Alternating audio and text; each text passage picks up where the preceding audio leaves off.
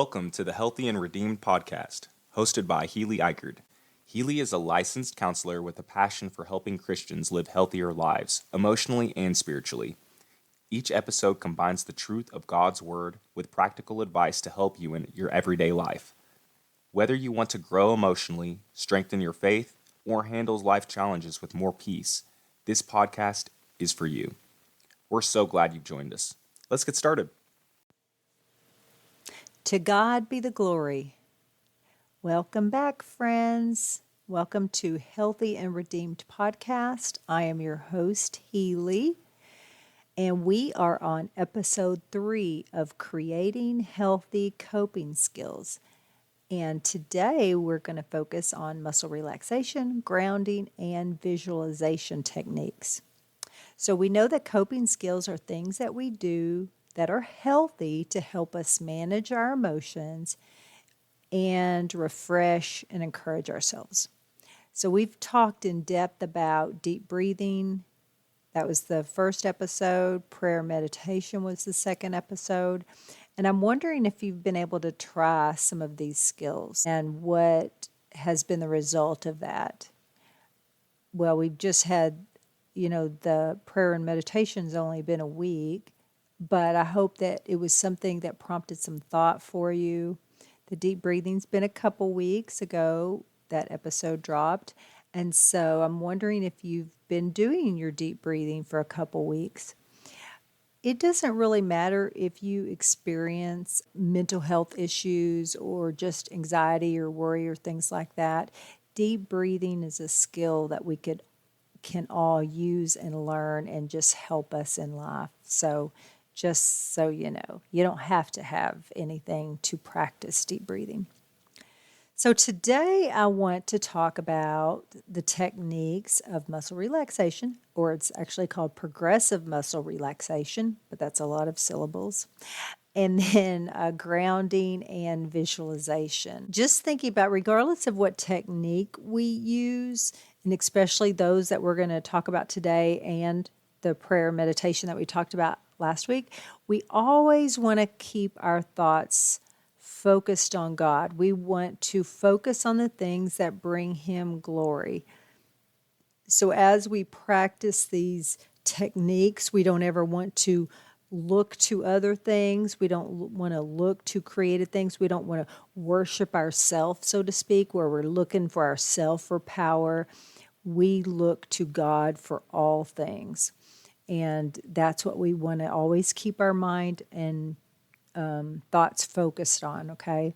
And I do want to say this too. If you've had a past where maybe meditation or visualization or things like that have been related to some sort of trauma or the occult or something like that, these probably may not be the best coping skills for you unless you've completely healed from that and it doesn't bring up anything for you. So that's just a note as we go through these things, because we do want to practice a few of these techniques today, because that's how we roll around here.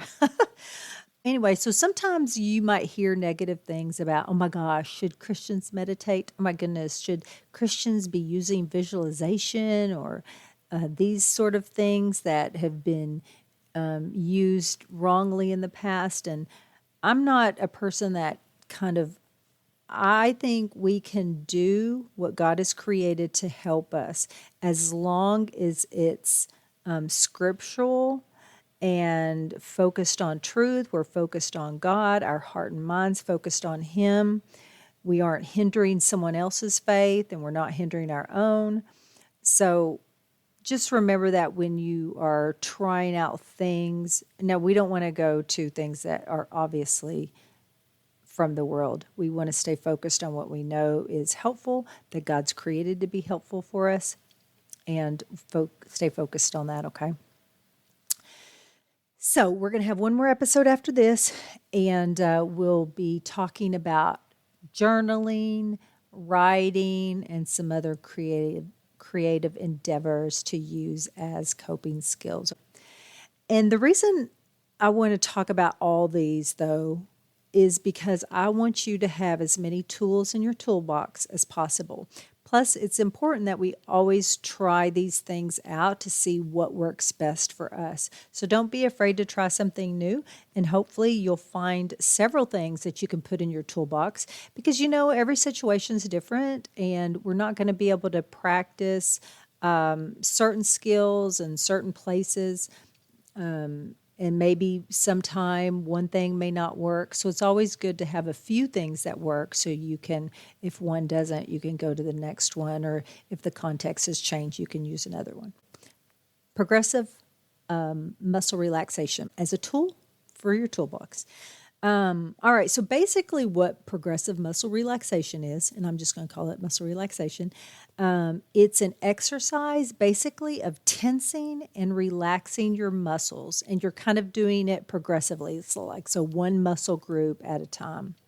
So there are lots of benefits to this technique, and number one, I think, is that it helps you recognize the stress or tension in your body.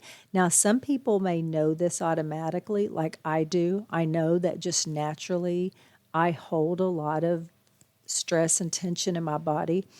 And doing these muscle relaxation skills can help you actually recognize that. So sometimes people aren't even aware that their muscles are really tight. This technique also will help you learn to relax your body, learn to relax your muscles.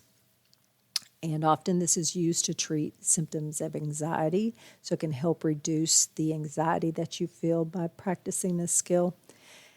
It has also been found effective in reducing tension headaches or migraines, neck pain, sleeping issues, bipolar disorder, backaches, high blood pressure. So this can be a very effective technique to help with all those things. It will also help relax the body and the mind at bedtime, so that you can fall asleep easier and get a better night's sleep. Remember a few episodes back, we talked about how sleep intersects with mental health. And so this is one of the ways that we can help get a good night's sleep. How do you do muscle relaxation? So you can do it either sitting up or lying down. So you can actually use it when driving, or you can use it in your office. But again, it's very helpful as a sleep technique. So using it there is good. And a good place to practice is actually going to bed at night. So we've talked about using deep breathing as you're going to bed at night. This is another technique that you can practice when you go to bed. And then as you get good at it, you're going to be able to incorporate that in other places in your life. You want to always have a comfortable and quiet space. That may not always be possible, but ideally, especially as you're practicing, that's a good place to start. And basically, you can either start from your the muscles from the top of your head, or you can start with your feet. And you're just going to move from muscle group to muscle group, tensing and relaxing. So you can do it, and I think I have this in my book, the example of tensing for 5 seconds and then releasing for 10. So we would tense up a muscle group and then relax it. We're also going to breathe deeply as we're doing that. So the natural tendency is to hold your breath when you tense your muscles, but we're not going to do that. We're going to try not to do that. That's why this stuff takes practice. We're going to try to just breathe in as we tense the muscle or the muscles, because we're doing groups at a time. And then we're going to breathe out as we relax. And then we'll do that for 5 and 10 seconds. Don't get hung up on all that exactness. Okay.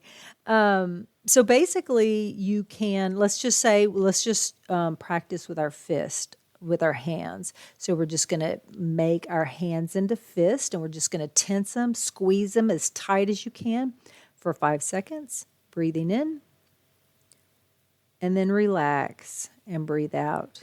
And relax your hands as relaxed as you can get them. Okay? So you can also do it in a count of 10 and 20. That's kind of harder to get your breath to do that. But if you can do longer, then that's an option too.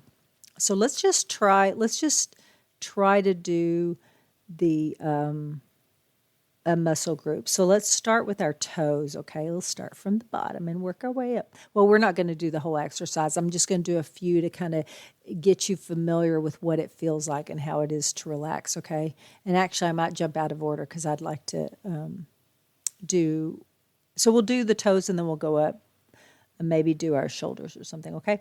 So let's do our toes. We're either going to point our toes straight out and just squeeze them or curl them under, either one you want to do. And we're just going to make them, curling under feels more tense to me, so that's what I'm going to do. So we squeeze those in and then relax. Breathing out and then squeeze them again, tight as you can, and then relax. Try to get them just as loose and relaxed as you can. You can do that one more time. Tight. And then relax. Just try to get them as relaxed and as loose as you can. Okay?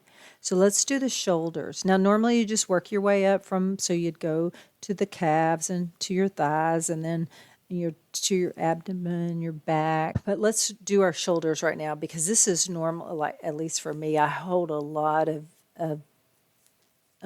tension there. And a lot of people do hold a lot right there in their shoulders and their neck. But we're just going to do our shoulders and we're just going to squeeze in our muscle. Just tighten it as tight as you can, okay? Hold it for 5. And then relax. And then you can do it again. Tighten the muscle just as tight as you can. And then relax. And then you can tighten it again as tight as you can get it. And then relax. Good job. You did a coping skill today. Progressive muscle relaxation. So good job on that. That was awesome. I hope you like that. And I hope you can feel the difference in the tension and the relaxation state, right? So that helps us to go, oh, I am feeling tense. And you can just try a few.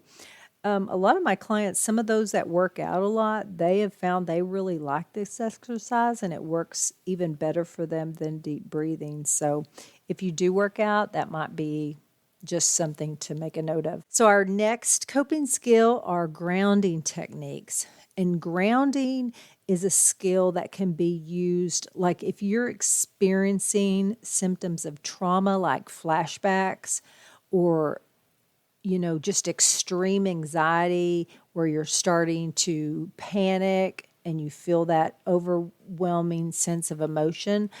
Grounding techniques are good for that. So it's going to really reduce all the racing thoughts that you have and help you to feel more safe and secure in the present moment.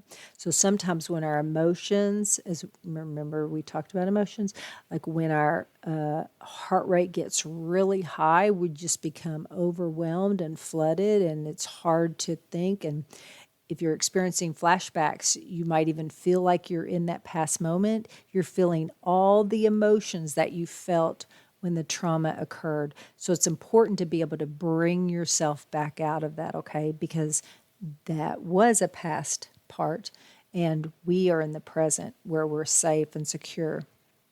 So there's lots of different grounding techniques you can do, but the point of them are to bring yourself into the present. So where you get yourself back to the present place. So one way to do that, there's lots of ways, and hopefully this will spur some ideas for you on if you've experienced this overwhelming feeling, maybe you can think of some ideas on how to ground yourself. So one way to ground yourself is just saying something out loud, like I'm here right now in my office, so-and-so's here, I see a couch, I hear sounds. You can name those sounds, things like that. You can also have if you have a statement that you created before in one of the previous episodes that you really like for the meditation, you might even bring in one of those. God has me in his hands right now. God is with me right here in this place right now.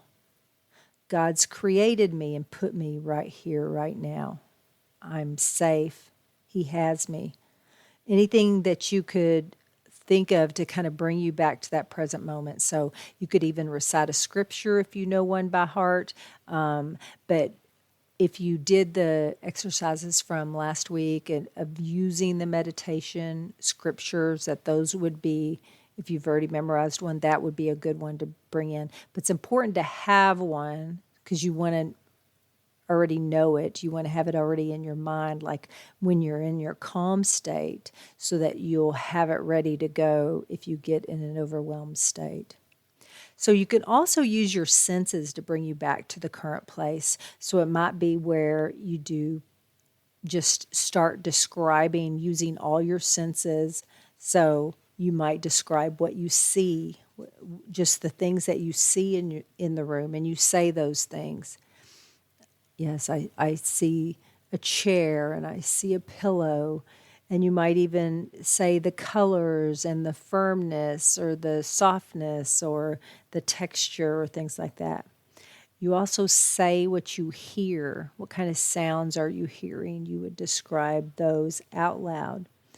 You might say what you're feeling, like what's touching your body. Where are you having, if you're sitting in a chair, of like the feelings of I have a pillow behind my back, or have a cushion under my seat, or my feet are on the wood floor, the cement floor, or the carpeted floor.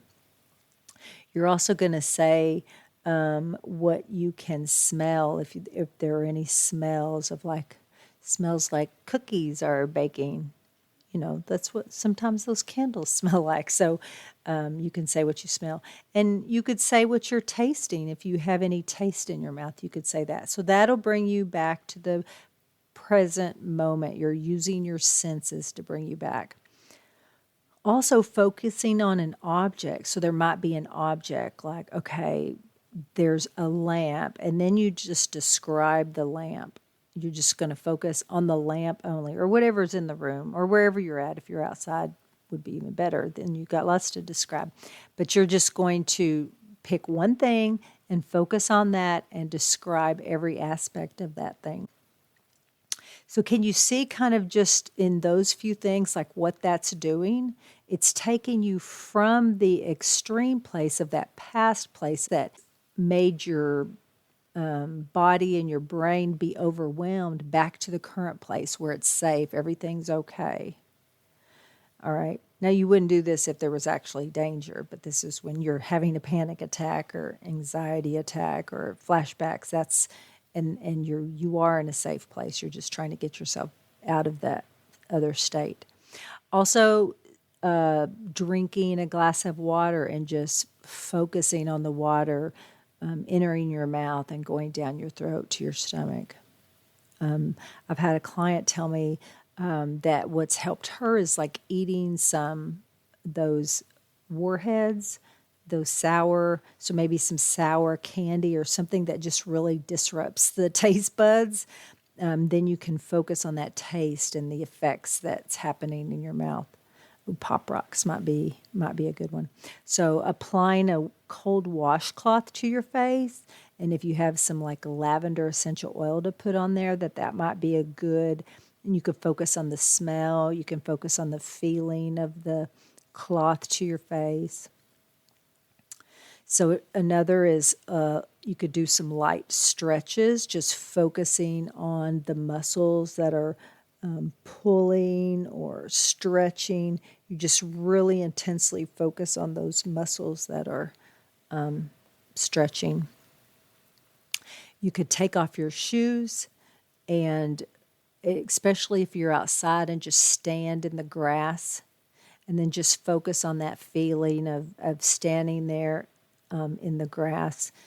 There's a lot of research, too, to show that this is therapeutic in lots of ways, but being outside and in nature can be very helpful as well.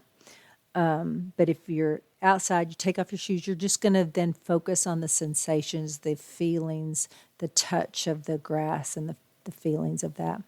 You could also take a walk and then pick out things along your walk to focus on, describing those things. You can also create a grounding object that you carry with you. So I don't know, like when I was in high school, they had these things called worry stones. I mean, I don't think I was a big worrier, but I did have one, and you could have it in your pocket, and it was like this round, flat stone, and it had a little groove out of the center, so you could like rub your thumb in it. So that would be a ground, which I had no idea what that was back then, but you could rub that and just focus on that. So if you're feeling distressed, you could pull out that stone or something in your pocket. I mean, it could be a coin, it could be anything. As a Christian, though, I personally prefer techniques that pull us back to God in some way. So maybe when trying one of the things that I talked about before, if you could figure out, you have to think about this beforehand of ones that you could use, but how could you pull that back to focusing on God? So in thinking about maybe like drinking the glass of water, maybe we think about Jesus as the living water. So whether we're putting it on our face or we're drinking a glass, like we focus on, as the water goes down our throat, that this is the living water. Like that living water will never run dry. And doesn't that like even amped up the grounding? I mean, it would for me. So maybe when you're stretching, you're focusing on the fact that God made this muscle unique and it has its own purpose, right?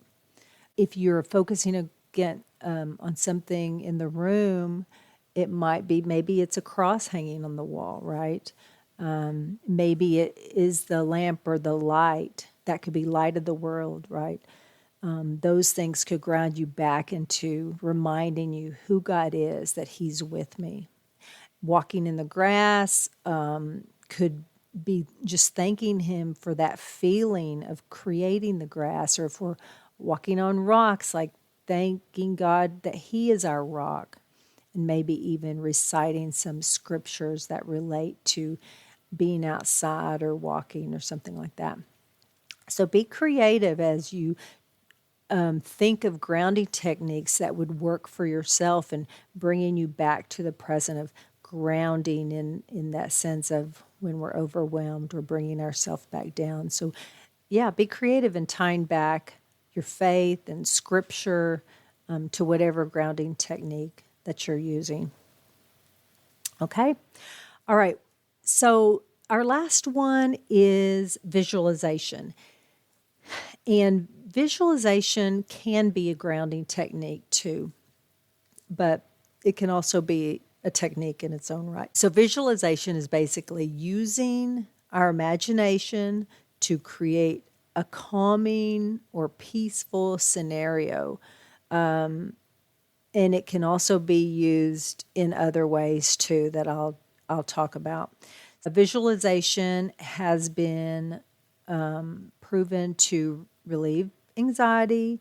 It actually activates the body's relaxed response system and can also be used to decrease fears and improve confidence and motivation.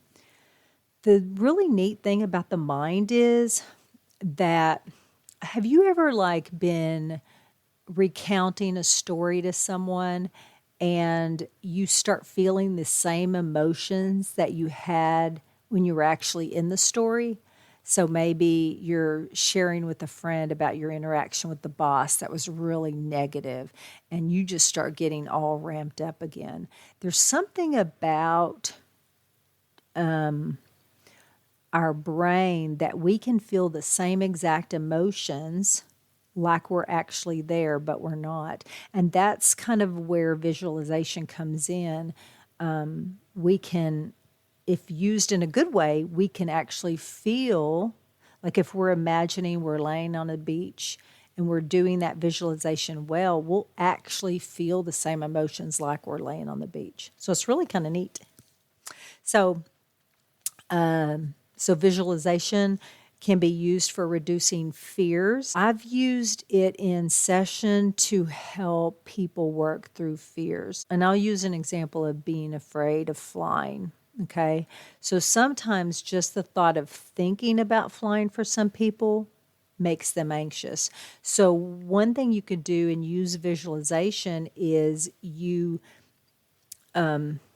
so you take like the first thing that makes you anxious and like maybe driving by an airport or seeing a plane in the air or, you know, booking a flight or whatever is kind of the lower anxiety, you kind of visualize that and you work through that to calm yourself down. And then you just kind of increase your exposure. So then it might be, you know, driving to the airport or going inside the terminal or things like that. So you just continually increase all in your imagination. And as you're feeling the anxiety in your mind, you calm yourself down physically and you do that. And then I would even encourage like actually trying it out in real life. It will improve your confidence in trying that out because you've worked through it in your mind. And studies show that as you visualize things, it's more likely to happen the way that you've seen it in your mind. So, and normally I just have them at first imagine everything going well. So, like nothing. So, if they're on the plane, for example, or on the elevator, you know, it's just a smooth flight up and down, and they see themselves going in that flight in the elevator or in the airplane. And then once they've feel calm, like imagining that, then they imagine something going wrong. So maybe if you're on an airplane, you imagine some turbulence, and then they imagine themselves handling the situation well. So they either deep breathe or do some other grounding technique or do some other coping skill to help them handle it well, all in their imagination. Or if they're on an elevator, maybe it shakes a little, maybe it stops between floors, and then they just imagine themselves using their coping skill, handling it well. And that normally helps. That's one technique in helping people reduce their fears of things. And then they actually do it, and it's a whole nother thing. But okay. So let's say, for example, in a way that visualization can improve your confidence is you imagine the scenario going well. So maybe if you have test anxiety, you would imagine yourself going, taking the test, sitting in the classroom, coming to an answer you don't know, but breathing through it, or imagine yourself just being able to answer all the questions, or maybe you're going to have a presentation and you're really nervous about it. You would imagine yourself presenting, maybe having a hiccup, but you're handling it well, you're speaking with confidence, things like that. So that's one way that visualization can improve confidence. Visualization is used in EMDR. EMDR, that is eye movement desensitization and reprocessing. And basically that technique uses rapid eye movements, like back and forth, bilateral stimulation, to help patients process traumatic memories. And so they're basically accessing and processing the memories by imagining the past event, and then they kind of learn to re-experience the memory and integrate a more positive perspective on the situation. So, EMDR could be a whole session, a whole episode on itself. So I don't want to go too deep into that. And it's also used in EMDR to help people actually create resources so they can help them cope with the trauma as well. So it's as they process it, they'll need coping skills to go along beside them, and visualization is used in that too. So EMDR uses a lot of visualization in that technique. So if you've used that technique, you'll kind of know more what I'm talking about, because probably my explanation made no sense, and I'm sorry about that. But feel free to message me with questions. I have also found that visualization can help eliminate bad dreams. And here's what I mean by this. Sometimes when people have bad dreams, and I really believe dreams, some of them are like we're struggling with something in our waking time, and our brain really needs to process and make sense of it or figure out the problem or like whatever's going on. And our brain will sometimes use dreams to do that. If we're having a bad dream, normally we just need to solve the issue of whatever the problem is. So what I've had clients do, and honestly, it's worked 100% of the time. Now, I don't know why, but it does. So when they have a bad dream, we will have them, when they go to bed that night, visualize the bad dream in their mind. So they go through as much as they can remember, but they put a different ending on the dream. So they can go all the way through even the bad parts. They imagine all of that, but then they're going to put a different ending on it. So let's say if a monster was chasing you, right? And that's normally how the dream ends. The monster is chasing you, and he catches you, and then you wake up. So how we would add a different ending would be the monster catches you, but then you turn around and slug him in the face, and he falls down, and then you escape, or something like that. So, I mean, that's a simple dream, but so basically that helps somehow when clients have gone to bed that night, as they reimagine that new ending, like right before they've gone to bed, it does something to help their brain actually process. So I'm not sure what that is. I can't totally explain it, but anyway, I'll probably do an episode on dreams because I'm fascinated by them and I love them. And yeah, and God spoke to a lot of his people in dreams. So anyway, so one of the last ways to use visualization is to use it for calming. And a lot of when you hear people like, I've got to go to my happy place or whatever, like that, they're normally talking about visualization, like just imagining they're on the beach or on a mountain or something, one of their happy places that they like to go. And like I said, your body reacts like you're there, right? So if you're interested, I'll kind of do this briefly, but I'd like to try it out with you, or hopefully you want to try it out. So if you've never done visualization before, I would like you to try it if you're willing. So normally when you're visualizing a place, you pick your own place. It could be real or imagined, and it's like a wonderful just place that's calm and safe. So, but I would like to try out using a scripture with you if you're open to that. So let's try out on Psalm 23. And we're not going to go through the whole psalm, but just like the first few verses. And I'm going to read that, and then I want you to choose a spot in that image, the green pastures or still waters, or any way that you want to imagine the scene. So if you're driving, don't do this. But if you're, cleaning the house, maybe find a spot to sit and close your eyes. And let's just go to this place. The Lord is my shepherd. I lack nothing. He makes me lie down in green pastures. He leads me beside still waters. He refreshes my soul. So as you're thinking about this scene, I want you just to, you can say out loud or in your mind, everything that you see in this picture.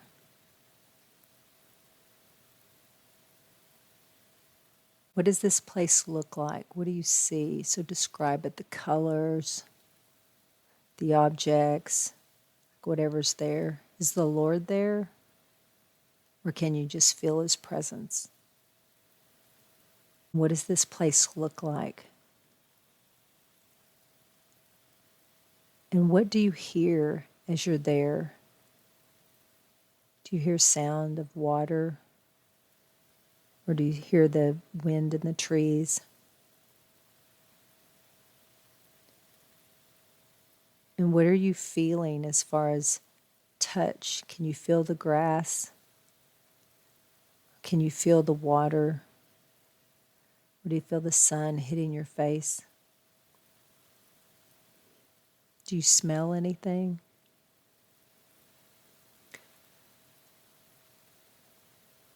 Maybe you can smell the fresh grass or the water.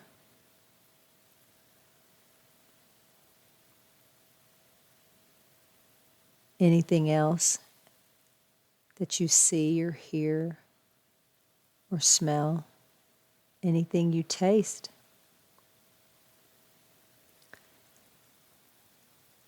As you are looking around at this place and you're seeing all the details and you're really feeling all the things and you're listening to the different sounds. What are the emotions that you're feeling? And how would you describe those emotions? Are you feeling calm? Are you feeling safe? And where's the Lord in this picture? Is He standing beside you? Can you feel His presence? Is He sitting with you?